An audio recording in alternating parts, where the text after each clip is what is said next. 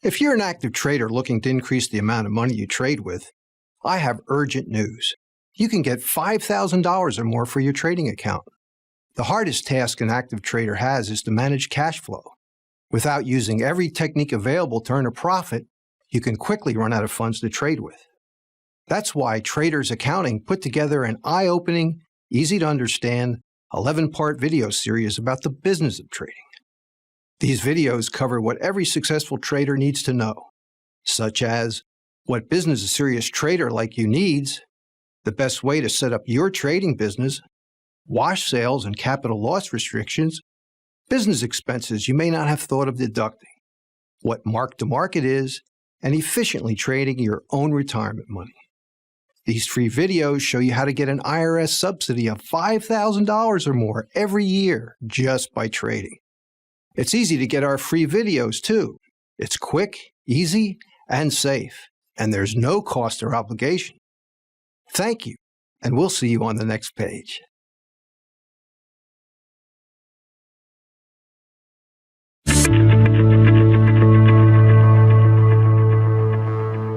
Hello, and welcome to Options for Beginners. I'm Sean Howell. And I'm Rick Swope. We want to thank you for joining us. We're going to introduce you to the language of options.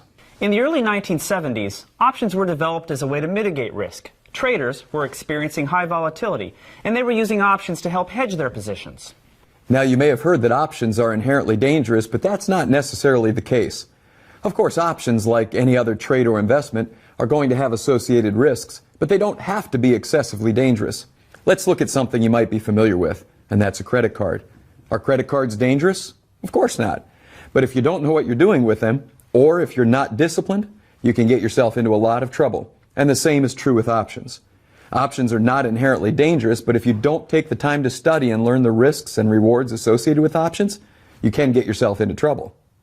Now, let's take a scenario where you want to buy a stock. First of all, we want to put our money in the direction of the money flow. So we have to look for a stock that is in an upward trend.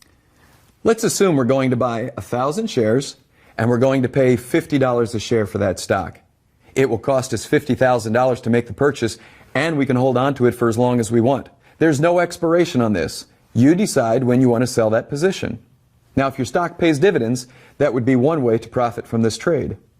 And if the stock stays right at the purchase price, you'll get that dividend as a return on investment. If you buy that stock at $50 and it goes higher than $50, you're going to make a profit. On the other hand, if it goes lower than $50, it's going to be a loss to your account. Now, let's look at how options may be used in this trade. Okay, so we take the first example. We bought the stock. What can we do a little bit differently using options? Well, let's introduce the first option, the call option. The call option is going to give you as the buyer the right to purchase the stock for a certain price, and you get to specify that price. The price at which you get to buy the stock, which you choose, is called the strike price. Let's use an example you might be more familiar with. Let's say you're buying real estate. The buyer and the seller agree on a couple things. They agree on closing date. They also agree on the price. Now, for call options, the price that's agreed upon beforehand is called the strike price. The closing date is going to be the expiration date for that option. Now, of course, you're going to have to pay a fee for the right to buy the stock for the strike price. That fee is called the premium. It's very much like the down payment in a real estate transaction. It's not the full amount, but it's a smaller amount that locks you into that contract. So with a call option, you'll pay a premium in order to receive the right to buy that stock at a specified price. Let's take a look at what might affect the value of that premium in the call option. There are several things that will influence the call premium. Let's start with the first one. That is going to be your selection of the strike price. As the strike price is lower, there's more built-in value in that call option. We call that value intrinsic value. As intrinsic value gets higher, you're going to pay more premium for the call option. There are a couple of other things that will have an effect on the call premium. The first is time value. The longer the time left before the expiration, the more premium you're going to have to pay for that call. Second, the volatility of the stock will influence the cost of the option. Increases or decreases in the stock price volatility tend to be reflected in premium increases or decreases. Now understand, there's not a one-to-one relationship between the option and the stock. In fact, one option contract represents 100 shares of the underlying stock. So if you wanted to control 1,000 shares of stock, you would need to buy 10 option contracts. because 10 times 100 would be your 1,000 shares. Now let's take a look at our next example.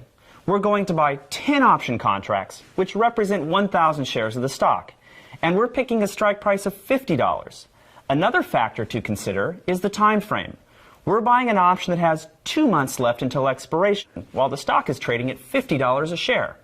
Okay, now follow us, because we're going to look at a couple of aspects of this particular trade. As was mentioned, we have 2 months until expiration, so we can only use this option contract for 2 months. After that, 3 months, 6 months from now, it's completely worthless to us. A couple things could happen from this point. Typically, when the stock price increases, the call premium increases.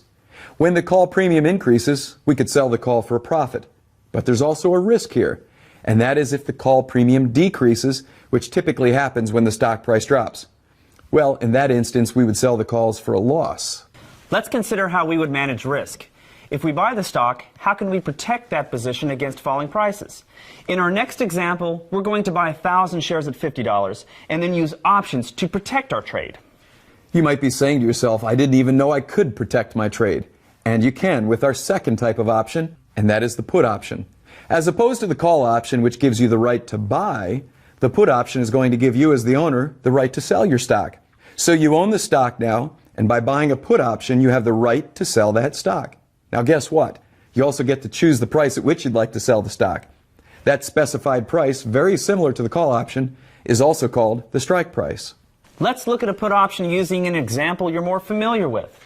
If you purchase auto insurance, you pay a premium for the term of coverage. In return, the insurance company will provide protection against loss.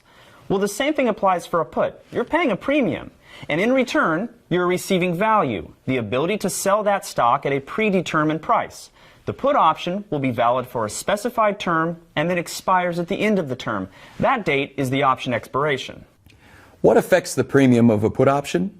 Well, just like with a call, there's going to be a built-in or intrinsic value to this. With the call option, remember, the lower the strike price, the more intrinsic value there is. With the put option, we turn that around.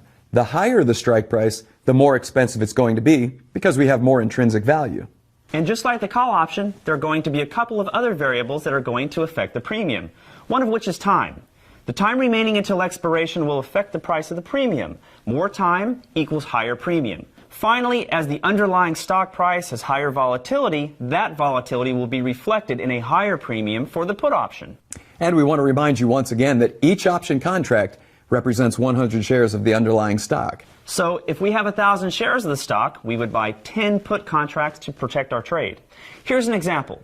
We buy 10 put contracts with a life expectancy until expiration of 2 months, with a strike price of $50. Now this is all happening while the stock is trading at $50 a share. All right, let's take a look at this and see how this one plays out. As Sean just mentioned, we have 2 months left until expiration. So these contracts are only going to be good for 2 months. After that point, they're worthless. Now here's what it looks like. If the stock price falls, we have a couple of choices. The first is this. We can take that put contract that we own and we can go to the market and we can say, I want to sell my stock for the strike price. When we do that, that's called exercising our option. But another thing we can do if the stock price falls is we can sell our puts because they're going to be worth more and simultaneously sell the stock. Now understand, this might be a little bit confusing, but the key point here is this. Whichever choice you make, you'll have more protection by owning the put contract than you'd have without it. Now, if the stock rises in value, the put option is going to expire worthless. But that's okay, because you're going to be profiting from the long stock position. You know, we've introduced a lot of terms now, and we want to bring this all together by actually walking through some option trade scenarios. So we'll start with the buyer. The option buyer pays a premium for the right to make a trade. On the other side of that, with every right, there comes an obligation. So the seller will actually collect that premium, and in exchange, they place themselves in an obligation. Let's take a look at a call buyer. A call buyer is paying a premium to the seller of that option, and the call buyer has the right to purchase the stock at the strike price. Remember that with every right comes an obligation. So the seller of the call option places himself in an obligation. Their obligation now is not to buy the stock, it's to sell the stock. The seller of a call option is obligated to sell the stock. Let's turn things around here for you and look at a put buyer. A put buyer is also paying a premium to make a trade. The put buyer has the right to sell his stock. On the other side of that is the person who sells that put option. He collects the premium, and in exchange, he places himself in an obligation to buy the stock. Just remember, the right goes with the obligation, the buy goes with the sell. Now understand there are a lot of new terms and concepts. Speaking the language of options is really like learning to speak a language. It's not reasonable to walk right in and expect to speak it fluently. Like a language, learn one word at a time, one sentence at a time, one phrase at a time, and with a little practice, you'll become more fluent. Make sure you visit the E-Trade website for more educational videos. I'm Sean Howell. And I'm Rick Swope. Thank you for joining us in Options for Beginners.